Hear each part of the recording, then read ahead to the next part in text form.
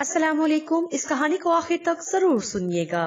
آج میری ساس مجھے اپنے چوتھے بیٹے کے لیے دلہن بنا رہی تھی، کیونکہ جب بھی میری شادی ہوتی تو اسی رات میرا شوہر میرا گھونگھٹ اٹھاتے ہی بے ہوش ہو جاتا اور کچھ دیر بعد ڈاکٹر کہتا یہ مر چکا ہے۔ یوں میری ساس اپنے 3 بیٹوں کو دفنانے کے بعد پھر بھی مجھے کسی اور سے شادی کی اجازت نہ دیتی اور خود ہی اپنے ایک اور بیٹے کے لیے بیاہ لیتی، حالانکہ سبھی مجھے منحوس سمجھ کر مجھ سے دور بھاگتے تھے۔ اس بار جو ہی ساس مجھے اسٹیج پر بٹھا کر گئی تو میں بہت ڈر گئی کہ میرا شوہر پھر نہ مر جائے۔ یہی سوچ کر میں جلدی سے اٹھی اور الماری کے پیچھے چھپ گئی۔ جب شوہر کمرے میں آیا تو یہ دیکھ کر چلانے لگا کہ میں گھر سے بھاگ گئی ہوں۔ تھوڑی ہی دیر بعد یہ دیکھ کر میری آنکھیں پھٹ پڑی کہ کمرے میں تو ساس کے ساتھ کھڑے میرے 3 میں نے سب سے سنا تھا کہ میں چاند کا ٹکڑا ہوں، نازک سا پھول ہوں، حسن کی چلتی پھرتی مثال ہوں۔ میرے ارد گرد میرے چاہنے والوں کا ہر لمحہ تانتا بندہ رہتا تھا۔ ایسے میں میرا مغرور ہونا جائز تھا۔ میں عروسہ فیاض مغرور ترین لڑکی تھی، انسان کو انسان نہیں سمجھتی تھی، دوست بھی بس چن چن کر ہی بناتی تھی۔ میرے والد پورے شہر کے معروف ترین بزنس مین تھے، روپے پیسے کی کوئی کمی نہیں تھی، باپ کی دلاری تھی تو ماں کی آنکھوں کا نور، بھائیوں کی مجھ میں جان تھی تو بھابھیوں کی میں گڑیا رانی تھی۔ میں نے اپنی زندگی بڑی عیش و عشرت میں گزاری تھی۔ 25 کی ہوئی تو میرے لیے بھانت بھانت کے رشتے آنے لگے تھے، کبھی کسی ڈاکٹر کا رشتہ آتا تو کبھی پائلٹ کا۔ بزنس مین کے بیٹے تو قطار میں لگے کھڑے تھے، میرے والد کو کوئی لڑکا بھاتا ہی نہیں تھا۔ جب میرے والد ہر رشتے کو انکار کرتے رہتے تو ماما اکتا سی گئی تھی۔ انہوں نے میرے والد سے سوال کیا کہ آخر آپ کو عروسہ کے لیے کیسا رشتہ چاہیے؟ والد بولے ایسا لڑکا چاہیے جو عروسہ کے ساتھ کھڑا ہو تو لوگ کہیں چاند سورج کی جوڑی ہے۔ مجھے نہیں کرنی اپنی بیٹے کی شادی کسی بڑی عمر والے صنعتکار سے، اللہ کا دیا میرے پاس بہت کچھ ہے، میں اپنی بیٹی کو ہر شے دینے کی اہلیت رکھتا ہوں۔ والد کی باتیں سن کر میں کھل اٹھی تھی، میرے والد میرے ہم خیال ثابت ہوئے تھے۔ یوں ہی عیش و عشرت میں وقت گزرتا رہا۔ جب میں 26 کی ہو گئی تو بالآخر میرے والد کو ایک لڑکا پسند آ ہی گیا تھا، اس کا نام فہد تھا۔ میرے والد نے میرے سامنے لڑکی کی تصویر رکھ کر مجھ سے میری رائے مانگی۔ میں نے تصویر دیکھے بنا ہی کہہ دیا کہ مجھے آپ کی پسند پر پورا بھروسہ ہے۔ میری ماما اور بھائی تو چکرا کر ہی رہ گئے۔ وہ بولے عروسہ تم ایک سوٹ خریدنے سے پہلے اسے 3 بار ٹرائی کر کے دیکھتی ہو، لڑکا بنا دیکھے ہی پسند کر لیا۔ میں مسکرا کر بولی میرے ڈیڈ نے ہر رشتہ ٹھکرایا ہے میرے لیے، ایسے رشتے بھی رد کر دیے ہیں جن سے ڈیڈ کے بزنس کو بڑا منافع ہو سکتا تھا۔ اب اگر ایک لڑکا انہیں بھاگ گیا ہے تو یقیناً وہ پسند کیے جانے کے ہی قابل ہوگا۔ میرے والد کا سر فخر سے بلند ہو گیا تھا۔ میرے والد نے بتایا کہ لڑکے والے ہمارے ہم پلہ نہیں ہیں، مگر میں ہر چیز اپنی بیٹی کے قدموں میں ڈھیر کر دوں گا، یوں لڑکے والے بھی تمہارے سامنے دب کر رہیں گے۔ میرے والد کی بات بہت مناسب تھی، اگر وہ میری شادی اپنے جیسے ہی کسی کھاتے پیتے گھرانے میں کر دیتے تو وہ لوگ کہاں میرے نخرے اٹھاتے۔ خیر میرے والد نے میری شادی کے لیے خزانوں کے منہ کھول دیے تھے۔ یوں ایک خوبصورت سے دن میں دلہن بن کر فہد کے گھر آ گئی۔ فہد بلا شبہ ایک حسین نوجوان تھا۔ مجھے اپنے والد کی پسند پر جی بھر کر پیار آیا۔ مجھے معلوم تھا ہمارے سوشل سرکل میں سب لوگ ہی فہد کی خوبصورتی کے دیوانے ہو گئے تھے۔ بارات رخصت ہو کر اسی گھر آ گئی تھی جو میرے والد نے میرے نام کر دیا تھا اور اسی کو ہمارے رہائش کے لیے سیٹ بھی کروا دیا تھا۔ میں بڑی خوش تھی۔ میں سیج پر بیٹھی اپنے فہد کا انتظار کر رہی تھی۔ وہ آیا تو میں مسکرا پڑی۔ وہ بیڈ پر آ کر میرے روبرو بیٹھ گیا تھا۔ اس نے فقط اتنا کہا کہ میں تمہیں پا کر بہت خوش ہوں۔ پھر اس نے میرا گھونگھٹ پلٹ دیا۔ چند لمحے وہ مجھے دیکھتا رہا، پھر اچانک ہی اس کے منہ کے زاویے بگڑنے لگے اور وہ اوندھے منہ بیڈ پر گر گیا۔ میں اس افراد پر بوکھلا کر رہ گئی تھی۔ میں نے شوہر مچانا شروع کر دیا۔ میری ساس بھاگ کر آئی، وہ بھی کافی گھبرائی ہوئی تھی۔ فہد کو ڈیڈ کی دی ہوئی کار میں فوراً ہسپتال لے کر گئی۔ ڈاکٹر نے فہد کا معائنہ کیا تو بولا مریض کو تو گزرے ہوئے 15 منٹ ہو چکے ہیں۔ مجھے لگا تھا میرے سر پر آسمان ہی گر پڑا ہے۔ میری ساس نے چیخو پکار کر کے الگ طوفان برپا کیا ہوا تھا۔ मैं चकराते सर के साथ अस्पताल के बेंच पर बैठ गई। लोग मुझे देख देख कर बुड़बुड़ा रहे थे। किसी औरत की आवाज मेरे कान में पड़ी तो मैं सकते में ही आ गई। वो बोली, हाय वो देखो मनहूस दुल्हन सुहाग के जोड़े में ही अपने सुहाग को खा गई। उस दिन मुझे समझ आया कि अल्फाज वाकई नश्तर होते हैं जो किसी भी वजूद को छलनी करने की सलाहियत रखते हैं। मुझे अचानक से वो याद आ गया था। उसने कहा था, तुम्हारे अल्फाज ने मेरा दिल छलनी कर दिया है। तब मैंने उसका तमस्खुर उड़ाया था। इस अरूसा फयाज ने, जिसे हुस्न की देवी कहा जाता था, उसने एक मामूली से छोटे से कद वाले मोटे पेट वाले स्याह से आशिक का मजाक उड़ाया था। इतने में मेरे वालिद समेत तमाम घर वाले अस्पताल पहुँच चुके थे।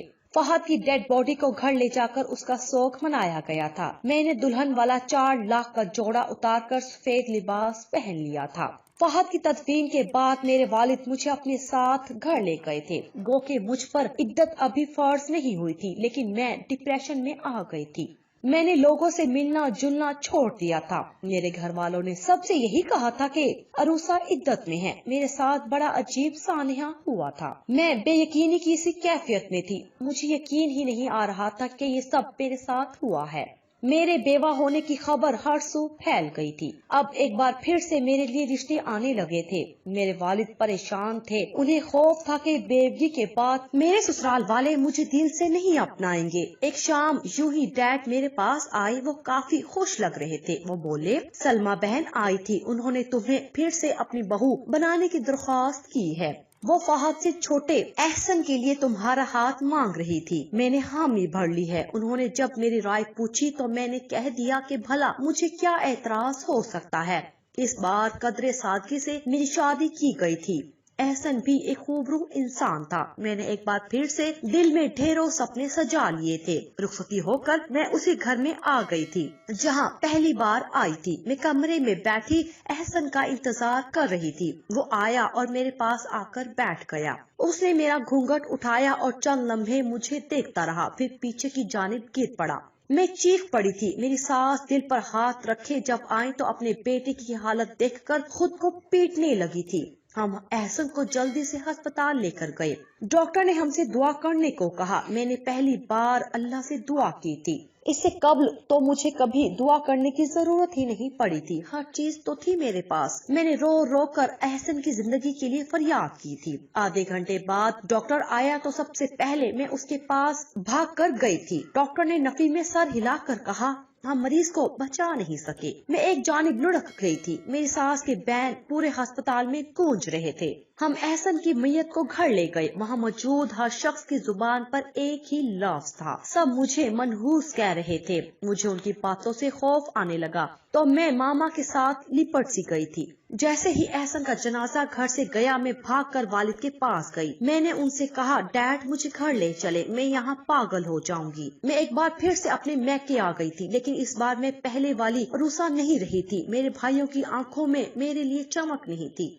मेरी भाभियां अपने बच्चों को मेरे पास आने से रोकती थी। एक दिन मेरा भतीजा मुझसे बोला, फुप्पो आप मनहूस है ना? मामा कहती है मैं आपके साथ ना खेलूं, आपकी मनहूसत मुझे भी लग जाएगी। मैंने अस्बात में सर हिला दिया। मैंने कहा, जी मैं मनहूस हूँ। मैं इतना कहकर अपने कमरे में आकर बेड पर ढह गई थी। मेरी आंखों से आंसू बह रहे थे। मेरे जहन पर 3 साल पहले वाला एक मंजर चलने लगा था। मैं अपनी सहेलियों के साथ पार्क में घूम फिर रही थी जब एक छोटे कद वाला, निकली हुई तोंद वाला स्याह लड़का मेरे पास आकर खड़ा हो गया। वो बोला, मेरा नाम सिकंदर है। मैं पिछले 1 साल से आपको इस पार्क में आते हुए देखता हूँ। मुझे आपसे बड़ी मोहब्बत हो गई है। इतनी मोहब्बत कि एक दिन भी आपको ना देख लूं ना तो मुझे नींद आती है। मुझे आप अपने घर का एड्रेस दे, मैं आपका रिश्ता मांगने आना चाहता हूँ। उसकी बात सुनकर मैं शदीद गुस्से में आ गई थी। मैं बोली, क्या तुमने कभी आईना नहीं देखा? मुझे लगता है नहीं देखा होगा। अगर तुम आईना देख लेते तो ये बात करने की नौबत ही ना आती। वैसे अगर तुम अपनी निकली हुई तोंद आईने में देख लो ना, मैं यकीन से कहती हूँ तुम्हें फिर भी नींद नहीं आएगी। मेरी बातें सुनकर मेरे साथ खड़ी मेरी सहेलियां खिलखिलाकर हंसती रही थी। उनकी हंसी ने मुझे और शह दी। मैं फिर से बोली, वैसे मुझे ये समझ नहीं आता कि रात ज्यादा स्याह है या तुम्हारी शक्ल।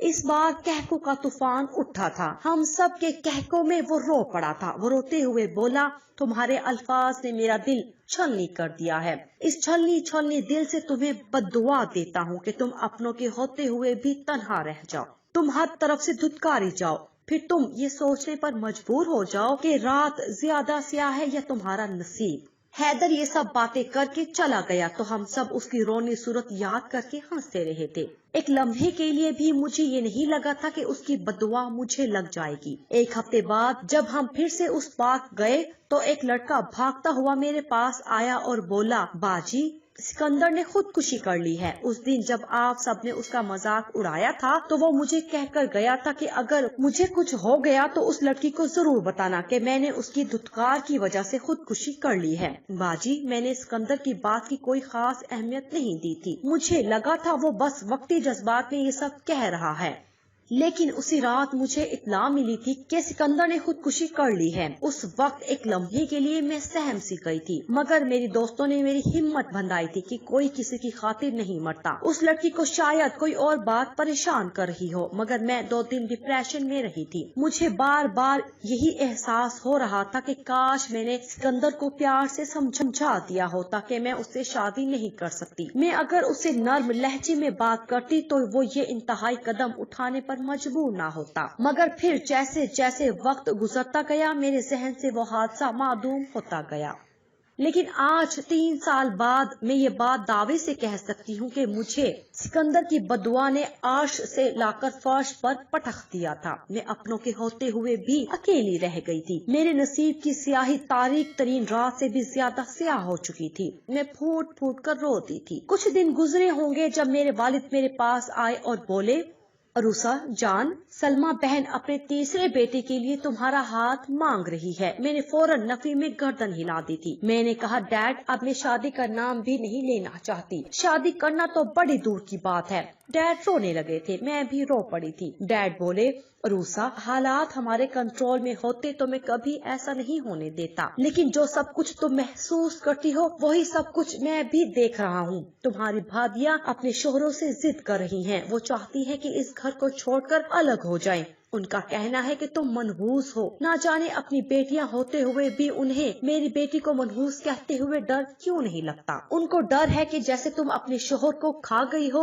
उनके शोहर भी खा जाओगी। ये गलत है, लेकिन मैं उनको फिर भी ये सब कहने से रोक नहीं पा रहा। अरूसा जान, अगर वो मेरे बेटों को मुझसे छीन कर ले गई तो मैं जी नहीं पाऊंगा। मैंने डैड की बातें सुनी तो अंदाजा लगाया कि हर इंसान ही मजबूर है। मेरा बाप अपने बेटों की मोहब्बत में अंधा होकर ये नहीं सोच पा रहा कि मैं अगर एक बार फिर रुखसत होकर चली गई तो अपनी सास के तीसरे बेटे को भी खा जाऊंगी। मैंने तीसरी शादी की भी हामी भर ली थी। मेरी बड़ी भाभी हंसकर बोली, तुम्हारी सास तो बड़ी लालची औरत है। उसे अपने बेटों की जान से ज्यादा वो लग्जरीज अजीज हैं जो तुम्हारे डैड हर बेटे की मौत के बाद बढ़ाकर सलमा को पेश करते हैं। मैं खामोश हो गई थी। तीसरी शादी मैंने बड़े डरते हुए की थी, लेकिन हुआ वही जो मैं पहले से ही जानती थी। मैं तीसरी बार भी बेवा हो गई थी। इस बार मेरे वालिद मेरे शोहर को दफन करने के बाद मुझसे नजरें चुरा कर ही चले गए थे। वो मुझे अपने साथ नहीं लेकर जाना चाहते थे। मैं इस घर में ही रह गई थी। हर तरफ उदासी और गम का सा हाल था। सिकंदर की बदुआ मेरे चारों तरफ गूंजती रहती थी। मेरी सास भी मुझे बड़ी अजीब नजरों से देखती थी। मैं सारी सारी रात रोती रहती। सिकंदर की रूह से माफिया मांगती रहती थी। ऐसे ही 5 महीने भी गुजर गए थे। एक दिन मेरी सास मेरे पास आकर बैठ गई और बोली, अरूसा मैं तुम्हारे अब्बू से अपने चौथे बेटे के लिए तुम्हारा रिश्ता मांग चुकी हूँ। उन्होंने इजाजत भी दे दी है। अगले जुमे तुम्हारा निकाह है उसके साथ। मैंने अपनी सास के आगे हाथ जोड़ दिए और बोली, अब बस कर दे, मुझे माफ कर दे, मुझ पर मजीद जुल्म मत ढाएं। आपको तो ना खुद पर तरस आता है ना अपने बेटों पर। क्या चीज है जो आपको अपने जवान जहां बेटों की कुर्बानी देने पर मजबूर कर रही है? पैसा, दौलत, गाड़ी, ये बंगला, मैं सुबह ही वकील को बुलवा कर ये सब आपके नाम कर दूंगी, मगर अपने चौथे बेटे की जान मुझसे बचा ले। मुझे तो किसी की बद्दुआ लगी है। मेरा सुहाग कभी सलामत नहीं रहेगा। मेरी सास मेरी तरफ बड़ी खतरनाक नजरों से देखकर बोली, کس کی بددعا سے تم نے میرے بیٹوں کو مٹی تلے دفنا دیا؟ میں کچھ بول ہی نہ پائی، میری ساس کی آنکھوں میں خوف اترا ہوا تھا۔ میری بڑی بھابھی کی بات مجھے سچ ہی لگی تھی، میری ساس ایک لالچی عورت تھی۔ ایسا کیسے ہو سکتا تھا کہ ایک عورت اپنے 3 جوان بیٹوں کی موت کے بعد ایک منحوس لڑکی کو پھر سے اپنی بہو بنانا چاہتی ہو؟ مجھے لگا تھا کہ شاید میری ساس میرے پہلے تینوں شوہروں کی سگی ماں ہی نہ ہو، اسے کیا فرق پڑتا ہوگا ان لڑکوں کی موت سے؟ اس کو جو آسائش مل رہی تھی وہ پاگل تھوڑی تھی جو اپنے ہاتھ سے سب کچھ گنوا دیتی، لیکن میں اپنی ساس کی طرح بے حس نہیں ہو سکتی تھی۔ لیکن میرے پاس اور کوئی چارہ بھی تو نہیں تھا نا۔ خیر میں نے بھی ایک منصوبہ بنا لیا تھا، میں شادی کرنے تک مجبور تھی، اس سے آگے میں کچھ کر کے نئی لڑکی کی جان بچانا چاہتی تھی۔ جمعے کا دن آ گیا تھا، میں سوچوں کے گھوڑے دوڑا رہی تھی۔ میرا نکاح ہو گیا تو مجھے کمرے میں لے جا کر بٹھا دیا گیا تھا۔ آج میں چوتھی بار سیج پر بیٹھی تھی، کسی کی بددعا نے مجھے کہیں کا نہیں چھوڑا تھا۔ رات ڈھل رہی تھی، میرا نیا شوہر ابھی تک میرے کمرے میں نہیں آیا تھا، شاید وہ بھی موت سے ہمکنار ہونے سے ڈر رہا تھا۔ میں نے اپنے منصوبے پر عمل پیرا ہونے کی ٹھانی۔ میں جلدی سے بیڈ سے اٹھی اور جہازی سائز الماری کے پیچھے چھپ گئی تھی۔ میں نے یہی سوچا ہوا تھا کہ میں نکاح تو کر لوں گی لیکن اپنے نئے دلہے کو اپنا چہرہ نہیں دیکھنے دوں گی۔ میرے پہلے 3 شوہر بھی میرا چہرہ دیکھ کر ہی مرے تھے، شاید میرے چہرے میں ہی کوئی نحوست چھپی ہوئی تھی۔ میں نے یہ سوچ لیا تھا کہ صبح ہوتے ہی میں گھر سے چوری چھپے بھاگ جاؤں گی اور کسی دارالامان میں پناہ لے لوں گی۔ والد کے گھر تو نہیں جا سکتی تھی، کوئی اپنا رشتہ دار تو مجھے قبول نہ کرتا۔ میرے پاس یہی آخری آپشن بچا تھا۔ میں الماری کے پیچھے چھپی ہوئی تھی جب مجھے دروازہ کھلنے کی آواز سنائی دی۔ کوئی شخص قدم قدم چلتا ہوا سیج کی جانب بڑھ رہا تھا۔ میری سانس آندھی کی طرح تیز چل رہی تھی۔ مجھے معلوم نہ تھا کہ اگلے پل میرے ساتھ کیا ہونے والا ہے۔ میں نے دل ہی دل میں ڈھیروں دعائیں مانگی تھی۔ اچانک مجھے اپنے شوہر کے چیخنے کی آواز آئی۔ وہ بولا، اماں میری دلہن کہاں ہے؟ کہیں میری دلہن کو تو نے بھگا تو نہیں دیا؟ میری ساس کی بھی آوازیں آنے لگی تھی، وہ کافی بوکھلائی ہوئی تھی۔ وہ بولی، یہی تو بٹھا کر گئی تھی میں اپنے راج دلارے کی بیوی کو، یہی ہوگی، مل جائے گی، تم فکر نہ کرنا میرے بچے۔ میری ساس کے الفاظ مجھے حیرت میں ڈال رہے تھے۔ آخر میرا چوتھا شوہر مجھے پانے کا اتنا خواہش مند کیوں تھا؟ تب ہی مردوں کی بھی آوازیں آنے لگی تھی۔ مجھے لگ رہا تھا کہ آج میں نہیں بچ پاؤں گی۔ میری ساس بولی، فہد تو نے دیکھا ہے اریبہ کو؟ وہ بولا، نہیں آنٹی۔ فہد تو میرے پہلے شوہر کا نام تھا۔ میں نے الماری کی اوٹ سے جھانک کر دیکھا تو میرے اوسان ہی خطا ہو گئے تھے۔ میرے تینوں شوہر جو مر چکے تھے وہ زندہ سلامت کھڑے تھے۔ تب ہی میری ساس میرے نئے شوہر کے آگے سے ہٹی تو اس کو دیکھ کر لگا کہ میں اب سانس نہیں لے پاؤں گی۔ وہ حیدر تھا، وہ سکندر تھا، وہی سکندر جس نے 3 سال قبل میرے لیے خودکشی کر لی تھی۔ کہیں میں قبرستان میں تو نہیں آ گئی؟ مجھے اپنے کمرے پر قبرستان کا گمان ہونے لگا تھا، یا وہ میرے نکاح کا دن نہیں تھا بلکہ حشر کا دن تھا جہاں پر سب مردے زندہ کر دیے گئے تھے۔ میں خوف سے کانپنے لگی تھی۔ سکندر مجھے دیوانہ لگ رہا تھا، اس کی باتوں سے مجھے بڑا خوف آ رہا تھا۔ وہ بولا، اماں ایک بار وہ چڑیا میرے ہاتھ لگ جائے، اس کے پر کاٹ کر میں اس کو ہمیشہ کے لیے اس گھر میں قید کر دوں گا۔ اس کا اب رہا ہی کون ہے؟ خونی رشتے تو اس کو اچھوت سمجھنے لگے ہیں۔ اب وہ ساری زندگی میری ہو کر رہے گی، میری کنیز بن کر رہے گی۔ مجھے ٹھکرایا تھا نا اس نے، میں اس کو بتاؤں گا ٹھکرائے جانے کی اذیت ہوتی کیا ہے۔ اسے اتنا ترساؤں گا کہ وہ رو رو کر مجھ سے معافیا مانگے گی۔ اس وقت سکندر کا چہرہ اور زیادہ مکروہ ہو گیا تھا، اس کے وجود سے شیطانیت ٹپک رہی تھی۔ میں روتی جا رہی تھی اور کانپتی جا رہی تھی۔ پھر نہ جانے مجھ میں اتنی ہمت کیسے آ گئی، میں الماری کے پیچھے سے نکل کر ان کے سامنے آ گئی تھی۔ میرے چاروں شوہر ڈر گئے تھے، میں اب غصے سے دیوانی ہوئی جا رہی تھی۔ میں نے چلا کر کہا، یہ کیا مذاق ہے؟ تم لوگ خود کو مسلمان کہتے ہو، نکاح پر نکاح کیسے جائز ہو سکتا ہے بھلا؟ سکندر آگے بڑھا تو میں اس سے ڈر گئی۔ وہ خونخوار آنکھیں مجھ پر گاڑ کر بولا، تم مسلمان تھی جو مجھے صرف شکل و صورت کی بنا پر ٹھکرا کر چلی گئی تھی؟ تم نے قرآن میں نہیں پڑھا کیا کہ مسلمان دوسرے مسلمان کا تمسخر نہ اڑائے؟ میں نے تم کو حاصل کرنے کی ضد ٹھان لی تھی. تم کو حاصل کرنا بہت مشکل تھا. مجھے منصوبہ بندی بھی ذرا پیچیدہ ہی کرنی پڑی تھی. میں نے تم کو حاصل کرنے کی منصوبہ بندی میں اپنے ساتھ 3 دوستوں کو بھی شامل کر لیا تھا اور ایک مولوی کو بھی. میں تو اپنی ماں کا اکلوتا بیٹا ہوں نا. وہ تو میری خاطر آسمان سے تارے بھی توڑ کر لا سکتی ہے. میرا ساتھ دینا اس کے لیے مشکل نہیں تھا. اماں نے میرے ہینڈسم سے دوست فہد کا رشتہ مانگا تو تمہارا رئیس باپ فوراً مان گیا. اب بھلا میری اماں میرا رشتہ لے کر جاتی تو تمہارا باپ مانتا؟ وہ بھی تمہاری طرح ہی مجھے دھتکار دیتا. میں نے مولوی کو بھاری معاوضہ دے کر نکاح کے بول غلط پڑھنے کو کہا جس سے تمہارا اور فہد کا نکاح باطل ہو جاتا. یعنی تم دونوں میاں بیوی تھے ہی نہیں. پھر اس نے مرنے کا ڈرامہ کیا. ڈاکٹر کو بھی بڑے پیسے دیے. تب جا کر اس نے جھوٹ بولا. تم جانتی ہو کیا میرے پاس اتنا پیسہ آیا کہاں سے تھا؟ تمہارے باپ نے ہی تمہاری شادی کے لیے اماں کو اتنا پیسہ دیا تھا کہ ہم جیسوں کی 7 نسلیں بھی بیٹھ کر کھا سکتی تھی. وہ مکرو ہنس کر بولا تھا. پھر دوبارہ بولا. اسی طرح 3 بار تمہارا جھوٹا نکاح پڑوا دیا گیا تھا. پھر یہ ہوا کہ چوتھی شادی پر تمہارا باپ مجھے دیکھ کر بھی تمہارا ہاتھ دینے سے انکار ہی نہ ہوا. الٹا وہ میرا مشکور ہو رہا تھا. اب میرا اور تمہارا پہلا نکاح ہوا ہے. تم میری بیوی ہو. میں آج کامیاب ہو گیا ہوں. میں نے اپنی ضد کو حاصل کر لیا ہے. ساری صورتحال میرے سامنے تھی. سکندر کا اصلی چہرہ بھی میرے سامنے تھا. دل میں یہی خیال اٹھ رہا تھا کہ کاش میں نے سکندر کو اتنی بری طرح نہ دھتکارا ہوتا. اسے پیار سے سمجھا دیا ہوتا. اللہ کی بنائی ہوئی صورت کا مجھے مذاق نہیں اڑانا چاہیے تھا. سکندر نے میری پوری زندگی تباہ کر دی تھی. میں سمجھ چکی تھی کہ اگر میں نے ذرا بھی اکڑ دکھائی تو سکندر میرے ساتھ بہت بری طرح پیش آئے گا. میں نے اس کے ساتھ ویسا ہی ڈرامہ کرنے کی ٹھانی جیسا اس نے میرے ساتھ کیا تھا.